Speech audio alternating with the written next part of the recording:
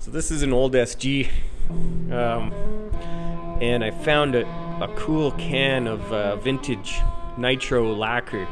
So I'm gonna refinish this in that old lacquer, and I want to try to do a bit of a burst. I'm thinking like a nice root beer brown. I'll get rid of this sort of red tone. Go maybe a little more vintage. That's the idea. Anyway, let's see how it goes. These new style Gibsons, I think this one's a 2013, and they just unplug. It's awesome. Strip this puppy down and start sanding. This is just urethane I sprayed on there a couple years ago. It's getting sort of beat up, and I actually wanted to make it brown, but it turned quite red.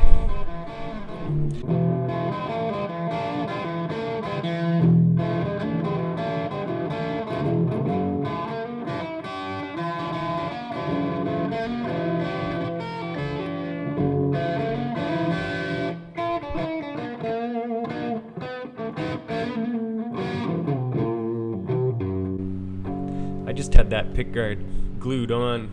This thing never had pickguard on it from the factory. I think it was like a satin black 70s tribute SG.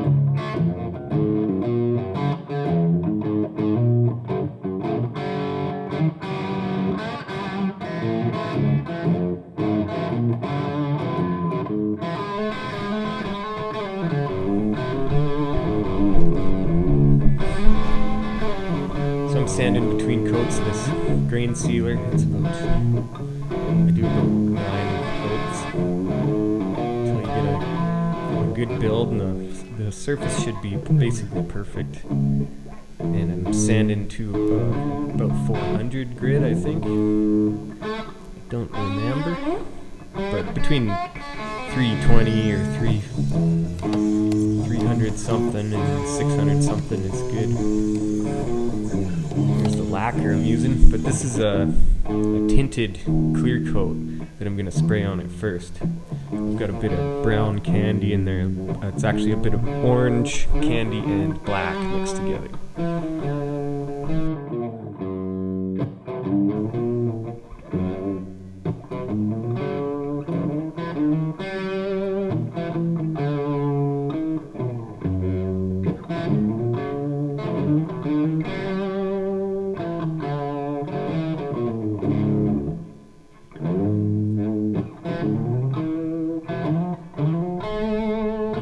starting to get a nice brown finish to it. That's what I want.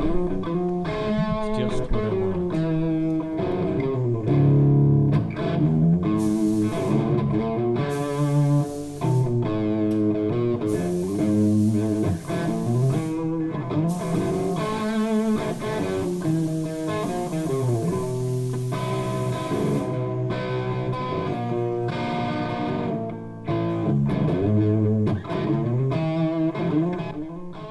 So to try to get a burst effect, I'm doing more coats on the outer edge and on the headstock and where the neck joint is, and sort of leaving the wide open spots like the back of the neck and the center of the body.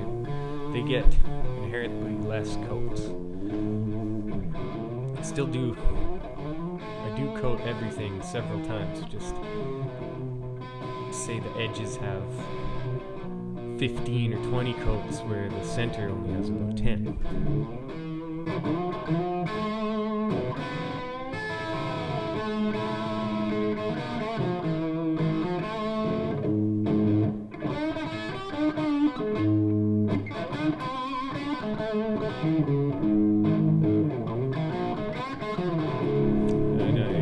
And because I accidentally sanded the logo off, I measure up one of my other studio guitars and roll over to my buddy Barry's house, and we use this plotter, cut out the bud, he calls it. That's the crown, and then cutting out a couple of Gibsons.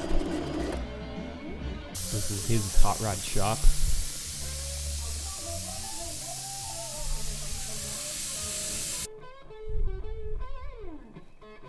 So we cut out stencils basically, and mix up a nice gold pearl.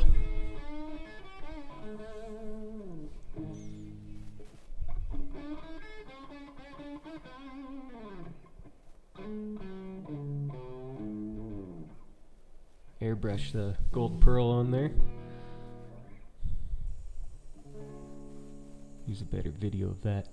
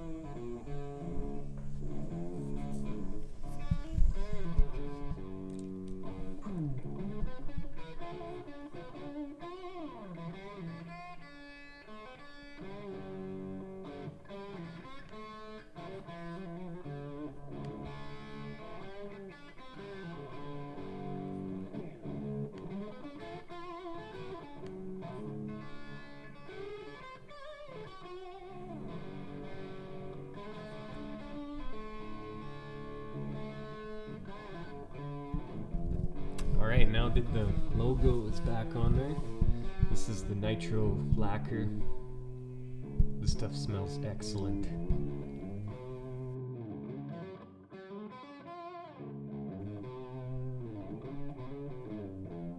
It's right out of the gun, still wet, pretty orange peely on the back, but I'm alright with that. These hard to sand spots are important to get really shiny. Everywhere else you can wet sand and polish pretty easily.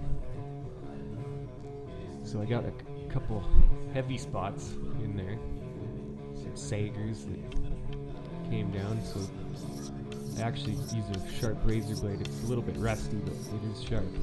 And I actually shave the excess material off. This is obviously the next day, this stuff's dried overnight.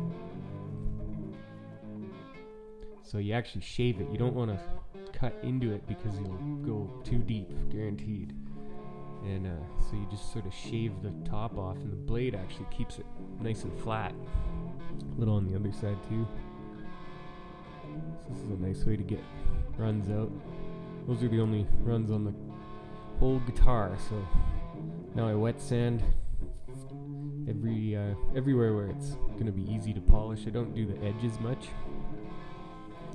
because they're actually pretty shiny on their own, especially inside those horns.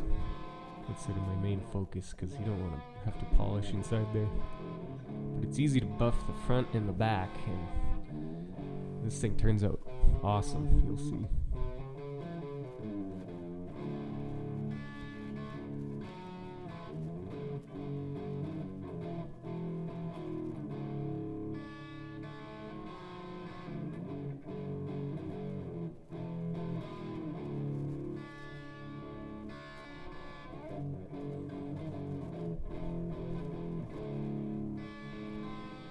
Just like that, this stuff buffs up so nice. Look at this glass. It's nice and clear, shiny. Looks a little bit red in direct sunlight, but it's not. It's very brown. The logo turned out perfect.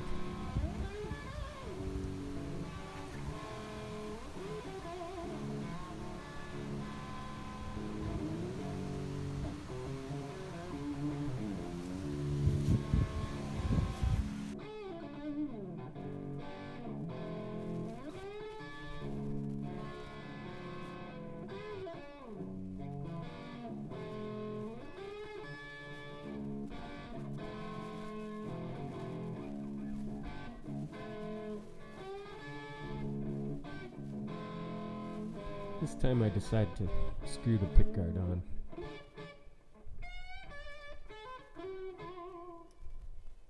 Although it is beautiful without it. But I think that's a sort of a 60s style pickguard. I think it adds a lot of class. Let's see if those efforts pay off and see what this baby sounds like.